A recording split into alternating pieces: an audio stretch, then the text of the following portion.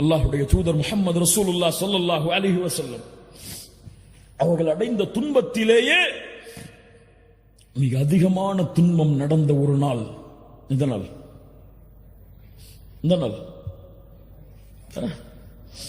தாயிஃப். அங்கு நடந்த ஒரு செய்தி என்ன தெரியுமா? சில அழைப்பாளர்களை பார்க்கும் பொழுதெல்லாம் எனக்கு ஆச்சரியமாக இருக்கிறது. சிரமங்கள் கஷ்டங்கள் வந்தால் அழைப்பு பணியில் அவர்களை பார்க்க முடியாது. பொருளாதார நெருக்கடி வந்தால் அவர்களை அழைப்பு பணியில் பார்க்க முடியாது. அல்லாஹ் அவர்களை பாதுகாப்பானாக, நெருவழிப்படுத்துவானாக.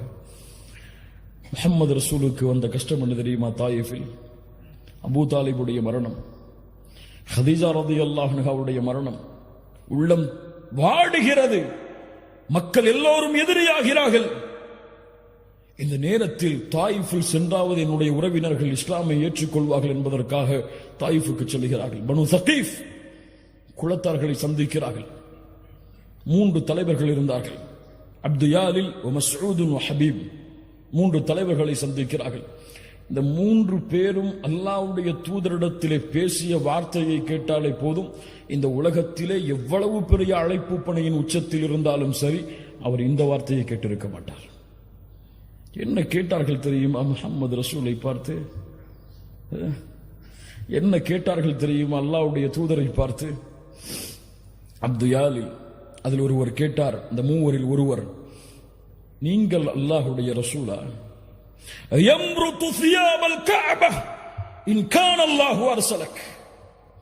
உங்களை ரசூலாக அனுப்பியதற்கு கஅபாவின் திரையை நான் பிடித்து ஆட்டுவேன் அல்லாஹ்விடத்தில். قال الآخر ما وجد الله أحدا يرسله غيرك. معاذ الله. அல்லாஹ்விற்கு வேறு ஆள் கிடைக்கவில்லையா உங்களை தவிர ரசூலாக அனுப்புவதற்கு? யா அல்லாஹ். இன்னொருவர் சொன்னார், உங்களை பற்றியெல்லாம் நான் பேச மாட்டேன், விடுங்கள் என்றார். இந்த வார்த்தைகளை நாம் கேட்டிருப்போமா என்றைக்காவது? இந்த வார்த்தைக்கு பிறகுதான் 10 நாட்கள் தாயிஃபில் தங்கி இருந்து அழைப்பு பணி செய்தார்கள். அல்லாஹ் அக்பர். என்ன குணம்! என்னை மறக்கிறீரா, என்னை விரட்டுகிறீரா? அதுவும் சாதாரணமான நாட்கள் அல்ல. 10 நாட்கள் துரத்தினார்கள் ஒரு நபியை ஊரை விட்டு. கல்லால் எறிந்தார்கள். சிறுவர்களை வைத்து மஜ்னூன், பைத்தியக்காரர், சூனியக்காரர் என்று சபிக்க வைத்தார்கள். சிறு குழந்தைகள் கற்களை எறிந்தது. ரத்தம் வடிந்தோடுகிறது. 10வது நாளில் அல்லாஹ்வுடைய தூதர் வெளியேற வேண்டிய கட்டாயம். வெளியேறுகிறார்கள். ரத்தம் சொட்ட சொட்ட சொட்ட காலுறை கலட்ட முடியாமல் ரத்தத்தால் இறுக்கப்பட்டிருக்கிறது. முஹம்மது ரசூல் தலைவர் தான்.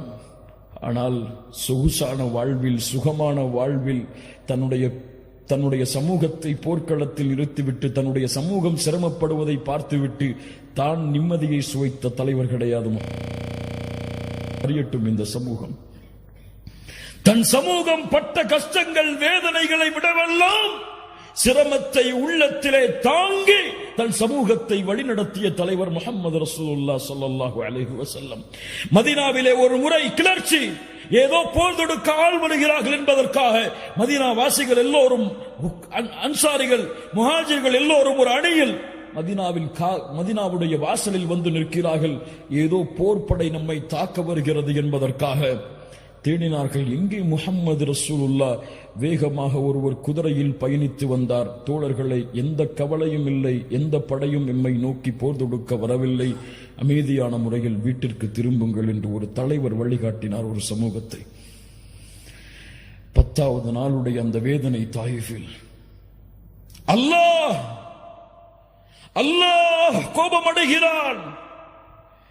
ஜிப்ரீலை அனுப்புகிறான். முஹம்மது ரசூலுல்லாஹ் அவர்களே, இதோ மலையுடைய மலக்குகளை அல்லாஹ் அனுப்பி இருக்கிறான். மலையுடைய மலக்குகள் சலாம் சொல்லுகிறார்கள். அல்லாஹ் எங்களை அனுப்பி இருக்கிறான். முஹம்மது ரசூல் ஸல்லல்லாஹு அலைஹி வஸல்லம் அவர்களே, இந்த தாயிஃபுடைய வாசிகளை 2 மலை குன்றுகளுக்கு இடையே வைத்து அழிக்க வேண்டுமா? சொல்லுங்கள், நாங்கள் அந்த கட்டளையை செயல்படுத்துகிறோம். அல்லாஹ் அக்பர்.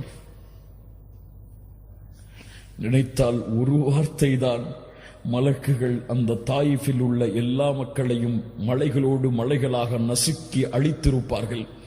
வமா அர்சல்னாக இல்லா ரஹ்மத்தல் லில் ஆலமீன். அகில உலகத்திற்கும் அனுப்பப்பட்ட அந்த அருள் புரிந்திய அந்த மனிதர் பதில் சொன்னார் அந்த மலக்குகளை பார்த்து, வேண்டாம், இவர்கள் இந்த இஸ்லாமை ஏற்றுக்கொள்ளாவிட்டாலும் இவர்களுடைய தலைமுறைகள் இதை நோக்கி வருவார்கள், வேண்டாம். இந்த முஹம்மது ரசூலுடைய சிரமம் உங்களுக்கு தெரியுமா? உணர்ந்து பாருங்கள் கண்ணியத்துக்குரியவர்களை. இந்த வாழ்வுடைய நிகழ்வுகளை எல்லாம் அல்லாஹ் ரப்புல் ஆலமீன் நம்மை பாதுகாப்பானாக.